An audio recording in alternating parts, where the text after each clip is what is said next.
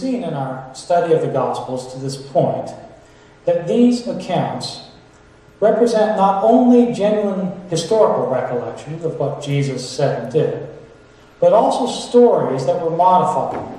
Sometimes modified significantly, sometimes slightly, as people told and retold the stories about Jesus.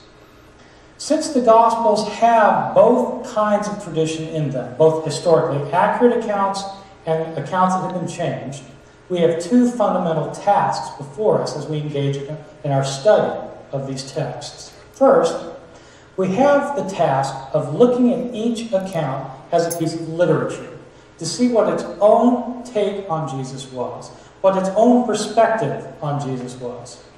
Secondly, we'll have the task of getting behind the portrayal of Jesus in each of these accounts to see what Jesus himself was really like. I look at these as the literary and the historical tasks of the historian. We'll begin with the literary task, devoting a lecture to each of the four Gospels of the New Testament, and then a lecture to Gospels that didn't make it into the New Testament. After we've looked at each one individually for its literary portrayal of Jesus, then we'll be able to move behind the accounts to reconstruct what Jesus himself actually said and did. To engage in the literary task of studying the Gospels, it will be important for us to consider the distinctive emphases of each account. There's not just one Gospel of the New Testament, but four. And as we'll see, each of the four has something special to say about Jesus. Because these four differ, sometimes in slight ways, sometimes in major ways, it's important that we take them on their own terms. If we conflate the four into one gospel, then we destroy the distinctive meaning of each one. This can be seen by any interpretation of the Gospels that takes two accounts that has discrepancies and mashes the two accounts together so that then you have one account. Sometimes people speak, for example, of the 7 last words of the dying Jesus. These 7 last words of the dying Jesus come from taking 4 Gospel accounts in which Jesus says things while being crucified in different Gospels, putting them together so that Jesus says all 7 things. The problem is that each of the Gospels records a specific idea about Jesus in the things they have him say at the end. So that when you put all 4 of them together, the distinctiveness of each account is lost, as we'll see in subsequent lectures. At this point, I simply want to stress that we need to consider each of the Gospels on its own terms, without appealing to other Gospels to help us explain the Gospel that we're trying to study at any point. We're going to begin our study with the first Gospel to be written, the Gospel of Mark. The Gospel of Mark is attributed in Christian tradition to a man named John Mark, the personal secretary of the Apostle Peter. As I indicated in the last lecture, we don't actually know who this author was. The attribution to Mark does not occur until 70 or 80 years after the book itself was actually written. All we know about this author is that he was a relatively highly educated Greek-speaking Christian who was writing some 35 to 40 years after the events that he narrates. Most scholars date this book in the late 60s AD, 65, possibly as late as 70, possibly a few years even after that, 35 to 40 years after Jesus' own death. This author appears to have heard stories about Jesus that had been in circulation for some time. He then wrote down a number of these stories, not simply as he heard them, but putting his own spin on who Jesus really was. I'll continue calling this author Mark, simply for the sake of convenience, rather than choosing some other name out of the hat. Mark begins his account of Jesus by calling his book a gospel. The very first verse of the book, the beginning of the gospel of Jesus Christ, the Son of God. The term gospel comes into English through the Old English Gottspiel, which means good news. a direct translation of the Greek word euangelion, good news, the word we get evangelist or evangelism from. It's worth pointing out that Mark calls this book a gospel rather than, say, a biography. Mark doesn't claim to be writing a historically accurate biography in the modern sense of the term. Instead, he claims to be writing an account of Jesus that reveals how Jesus' life and death brings good news to those who are willing to receive it.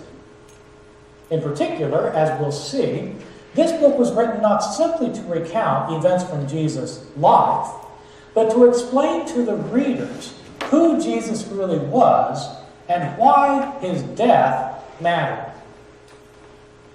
Mark sets a tall order for himself at the very outset of his gospel by this initial description of Jesus as the Christ, the Son of God, chapter 1, verse 1. These descriptions may not seem particularly problematic or surprising to us today, because Christians today naturally think of Jesus as the Christ. But for people in Mark's world, this description would have seemed rather shocking. The term Christ is a Greek term which literally means anointed one.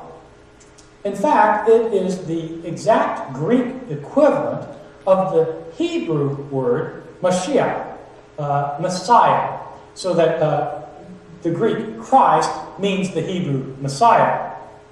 This is a designation or a title, not a name. I need to emphasize this with my students, my undergraduates, because they don't realize that Christ isn't a name, but I have to tell them Jesus Christ, Christ is not his last name. It's not Jesus Christ, born to Joseph and Mary Christ. It means Jesus, the Messiah. Why would this have been a surprising or problematic designation for Jesus? Well, precisely because of what people thought the Christ or the Messiah was supposed to be. This would have been a shocking description of Jesus in the ancient world, precisely because everyone, Mark, his readers, and everyone who wasn't his reader, knew that Jesus had been crucified as a criminal. But Jews were not expecting a crucified criminal as the Messiah. Quite the contrary. Those Jews who were expecting a Messiah, and I doubt if most Jews were, but many Jews possibly were, those Jews who were expecting a Messiah were expecting a figure of grandeur and power, that is, a great military leader, someone like King David of old, or a cosmic figure who was going to come from heaven in judgment against the earth, the forces of evil that are now in power. Jews who expected a Messiah thought this would be a powerful figure who would overthrow God's enemy and set up God's kingdom on earth. So far as we know, there were no Jews prior to Christianity who thought that the Messiah was going to be somebody who was crucified. In fact, the Messiah was not supposed to suffer and die. The Messiah was supposed to overthrow God's enemies and so bring in God's kingdom. Jesus, on the other hand, was obviously crucified. How then could he be the Messiah? Mark's book is designed to show how Jesus could be the Messiah, despite the fact, or rather, more shocking still, because of the fact that he was crucified. For Mark, Jesus was the Messiah because he suffered and died. Mark begins his narrative through a series of stories that are meant to demonstrate Jesus' credentials as the uniquely authoritative Son of God. You begin reading this gospel and you are immediately struck with the authoritative character of Jesus. Jesus is first announced by a Jewish prophet named John the Baptist, announced as the fulfillment of the Jewish scriptures, Mark chapter 1, verses 2 and 3. John baptizes Jesus. Jesus, immediately after being baptized, goes off into the wilderness where he does battle with the devil and the wild animals, returning from the wilderness unscathed. He immediately begins his public ministry by acting in ways that reveal his great power. The early accounts of Jesus here in chapter 1 of Mark are meant precisely to show that he is a man who has God's authority behind him. The first thing he does is he calls some disciples. He walks along the Sea of Galilee and he sees there two brothers, Simon and Andrew, fishing. And he calls to them, saying, "Come, follow me, and I will make you fish for people." Or more traditionally, "I will make you fishers of men." Immediately, these men who've never laid eyes on Jesus before drop their nets and follow him. Right afterwards, Jesus sees two other brothers fishing, James and John. And again, he calls to them. They leave behind their father, Zebedee, in the boat along with the other workers, and they drop everything to follow Jesus. Jesus calls people and they follow without asking questions. This is showing his authority. He not only is an authoritative leader, he is also an authoritative teacher. Jesus, we're told in the next two verses, teaches the crowds, and they are amazed because he teaches as one who has authority. His authority is not only over people that he leads and over people that he teaches. Jesus has authority even over demons and illness. We're told in the next stories that Jesus casts out demons, evil spirits that inhabit bodies. Jesus has authority over them. He casts them out, and people are amazed because of his authority.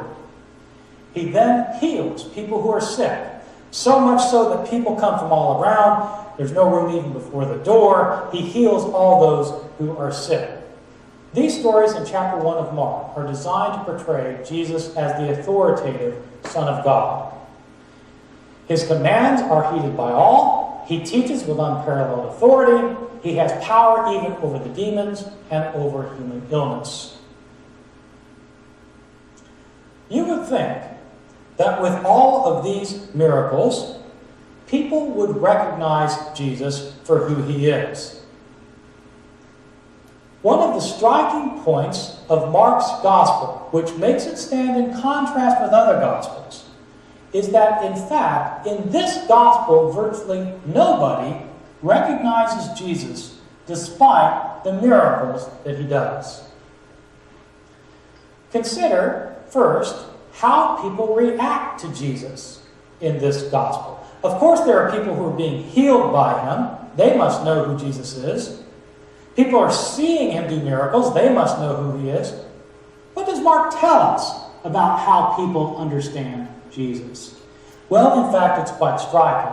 Virtually no one understands Jesus' identity, especially in the first half of this gospel. Chapter 3, verse 21, we're told that his family comes to seize him from the public eye because they think that he's gone out of his mind. His own family. I should point out that in this gospel, there's no account of Jesus being born to a virgin in Bethlehem. This gospel begins with Jesus being baptized by John the Baptist. So there's no account here of Mary knowing anything about Jesus before his birth.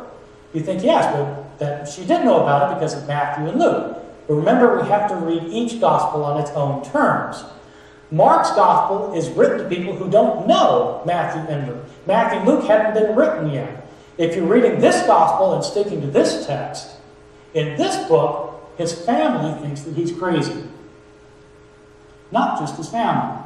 We're told in chapter 6 that people from his hometown don't understand what he's doing, since to them, he's simply the carpenter down the street.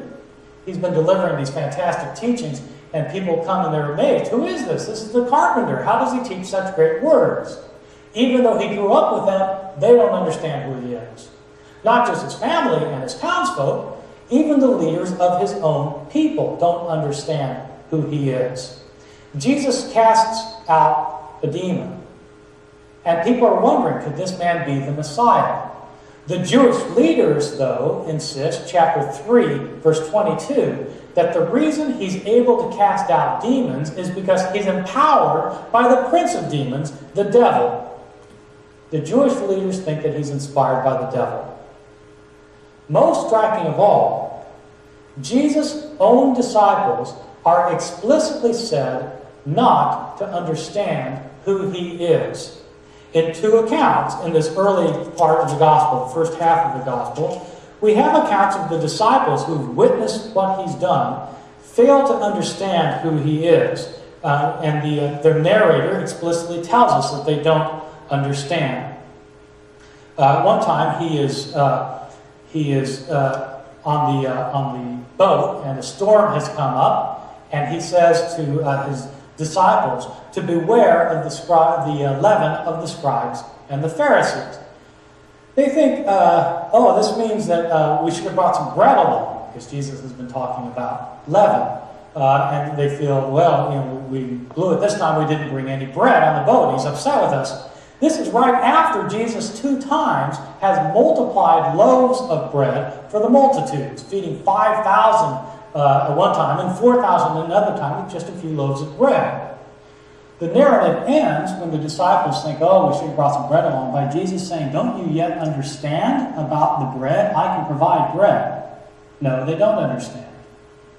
A couple of chapters later, in chapter 8, we have another account of the disciples explicitly being said not to understand who Jesus is. Chapter 8, verse 21, Jesus has just performed another miracle, and again, the disciples are questioning among themselves what this is all about, and Jesus has to ask them, don't you yet understand? The answer is no. They don't understand. Throughout the first half of this gospel, virtually nobody understands who Jesus is. Well, surely somebody understands. Jesus has been doing all these miracles. Who does know that Jesus is the authoritative Son of God? When you read through the first half of this gospel, you might be surprised at who knows about Jesus' identity. In fact, you can count the people who know about Jesus' identity on one hand. The narrative begins, as I've indicated, with Jesus being baptized by John the Baptist. It's an interesting account. It's not narrated in any great depth, but we are told that when Jesus is baptized, he comes up out of the waters, and immediately as he comes up out of the waters, he sees that the heavens split apart, and the Spirit descends upon him in the form of a dove, and a voice came from heaven that says, "You are my beloved Son, in you I am well pleased." The voice comes directly to Jesus. You are my Son. It doesn't come to the crowds around Jesus, as it does, for example, in the Gospel of Matthew. Who knows that Jesus is the Son of God? Well, number one, God knows because he says so at the baptism. Number two, Jesus knows because he's the one who hears the voice. Number three, interestingly, the demons know who Jesus is. When Jesus casts out demons in this account, they fly out of the bodies of the people they've been inhabiting, and they cry out, "You are the Son of God." Chapter 3, verse 15. The demons know. Who else knows? Well, Mark obviously knows because he's writing these things. And you know because you're reading them. But no one else seems to know who Jesus is in this account. Halfway through. All of that does change at the midpoint of the gospel.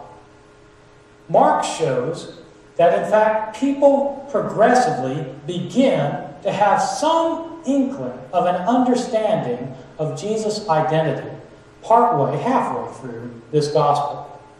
At the halfway point of the gospel comes probably the most interesting miracle story of the entire narrative. It's an account of a man who is blind, who only gradually regains his sight. I take this account to be a symbolic expression of what will happen to Jesus' disciples, who only gradually come to see who Jesus is. The way the story goes is this man who's been born blind is led to Jesus. Jesus is asked to heal the man. He spits in the ground. He spits, and he uses the spittle to put on the man's eyes as a kind of salve. The man then is asked, "Can you see?" And he says, I see people walking around, but they look like trees. Now, it's not quite clear what that means, how the man would know what trees walking around would look like if he'd been blind. But I think the point is that he sees in a fuzzy way. He doesn't see clearly. And then Jesus, at a second stage, looks at him intently, and the man then begins to see. This is the only gospel story in which Jesus is unable to heal somebody immediately. It takes place in stages. And it takes place right after the disciples are said not to understand who Jesus is. I think it's a symbolic story of the stages through which people go as they come to see Jesus' real identity. I think this in part because of what happens in the next story. Jesus is with his disciples and he says to them, "Who do people say that I am?" They say, "Well, some say that you're John the Baptist come from the dead. Some say you're Elijah. Some say you're another prophet." Jesus says, "Well, who do you say that I am?" And Peter, the leader of the disciples, replies, "You are the Messiah." Chapter 8, verse 29. And you would think, well, okay, somebody finally understands. Somebody now gets it that Jesus is the Messiah. But it's interesting what happens next. Jesus then warns the disciples not to tell anybody. Not to tell anybody. Why would Jesus want them not to tell anybody? Is it because, for this gospel, Jesus is not the Messiah that anyone expected him to be? That he's not the great and powerful figure who's going to overthrow his enemies? Interestingly, Jesus begins to teach that he has to go to Jerusalem to suffer and die. It's the next words he says. He has to go to Jerusalem to suffer and die. Peter rebukes him for saying this. After all, how can the Messiah suffer? If you're the Messiah, how can you suffer? Jesus then, in turn, rebukes Peter, telling him that he doesn't understand yet the truth about himself. Jesus is the Messiah for Mark, but he's the Messiah who has to suffer and die, even if no one else recognizes it. From this point in the narrative, Jesus regularly predicts that he needs to suffer and die. He makes 3 predictions of his coming passion. In this context, by the way, a passion prediction. Passion in this context, as I tell my students, doesn't refer to what happens in the dormitories on Friday night. Passion in this context comes from the Greek word pascho, which means to suffer. The passion of Jesus, the suffering of Jesus, the narrative of his suffering and death. A passion prediction, then, is a prediction of this coming death. On 3 occasions, Jesus predicts his coming death. Mark chapter 8, verse 31, chapter 9, verse 31, and chapter 10, verses 33 and 34. What is striking is, after each of these predictions, the disciples demonstrate their complete inability to understand what Jesus is saying.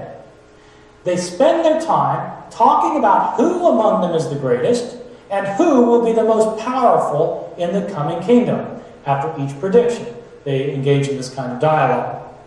They don't realize that Jesus is not going to overthrow the Romans. He's going to be crushed by them. And following him means experiencing his fate. Mark's gospel has sometimes been called a passion narrative with a long introduction. Fully 6 of the 16 chapters of this book deal with the final week of Jesus' life, leading up to his death. After 10 chapters of teaching the multitudes, healing the sick, casting out demons, and even raising the dead, Jesus goes to Jerusalem for the Passover. He spends then a week there, preaching in the temple. he has the last meal with his disciples, after which he's betrayed by Judas, arrested by the authorities, denied by Peter, put on trial by the Jewish leaders, and then brought before the Roman governor Pilate, who condemns him to die on a cross. Then comes the climax of the narrative, the point at which everything else has been driving up to this stage, Jesus' death itself. Up to this point, no one seems to have recognized who Jesus is. And even those who, like the disciples, have some kind of partial understanding of Jesus, have not fully realized that even though he's the Messiah, he needs to suffer and die. At the end, it seems that not even Jesus himself is so sure.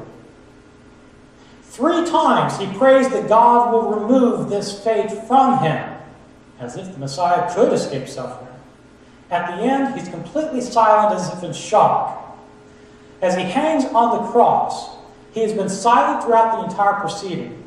Everybody has mocked him, and at the end, hanging on the cross, he cries out, "Eloi, Eloi, lama sabachthani?" My God, why have you forsaken me?" He then dies.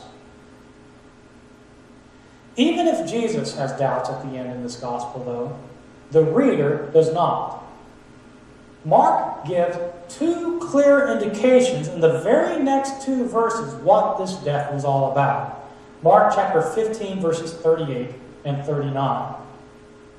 The first thing that happens when Jesus dies, we're told that the curtain in the temple is torn in half. This was the curtain that separated the area of the temple called the Holy of Holies from everything else. The Holy of Holies was a room in the temple which was the most holy of rooms because it was thought that that was where God's presence dwelt on earth. No one could go into that room except once a year. The high priest would go in the room to perform a sacrifice for the people before God. Mark says that curtain is ripped in half, meaning that now God is no longer separated from his people because of Jesus' death. The death of Jesus brings salvation. This is a death that had to happen. Moreover, the second thing that happens is that somebody recognizes it. No one throughout this entire gospel has realized that Jesus is the Messiah, the Son of God, who has to suffer until the end. Interestingly, it's not one of Jesus' family members or townsfolk, not one of the Jewish leaders, and not even one of his disciples. It's the pagan centurion who has just crucified him, who sees him die and then calls out, "Truly, this man was the Son of God." Jesus is the Son of God in this gospel, not despite the fact he died, but because he died on the cross. His identity is then finally confirmed at the end of the story. 3 days later, Jesus' women followers go to the tomb. They find it empty. There's a man there who tells them that he has been raised from the dead. Interestingly, in keeping with the theme that Jesus was completely misunderstood all along, we're told that the women then flee the tomb and don't tell anyone about it because they were afraid. The original version of the Gospel of Mark ended there, with the women not telling anybody anything. At a later time, in the early Middle Ages, some Christian scribes who copied the Gospel of Mark added an ending to this account, 12 verses, in which Jesus actually does appear to his disciples, convincing them that he's alive. Scholars, though, are convinced that this additional ending to Mark's Gospel was not original. The disciples never did understand, even though the reader does. Let me sum up in conclusion the major points I've made about this Gospel. Mark was the first Gospel to be written by a Greek-speaking Christian who had inherited a number of traditions about Jesus. This author doesn't simply repeat these traditions to provide us with historically accurate detail about what Jesus said and did. His account is, in fact, much richer and more nuanced than that. Mark molded his traditions to make his point that Jesus was an unexpected Messiah one whose suffering and death were neither accidental nor incidental to his messiahship. For Mark, Jesus suffered and died precisely because he was the Messiah. Moreover, Mark wants his readers to know that if they expect to follow Jesus, they too must take up their cross and follow him. In our next lecture, we'll consider the Gospel of Matthew and see in what ways its portrayal of Jesus is similar to and different from this account of Mark's, the shortest and earliest of our New Testament Gospels.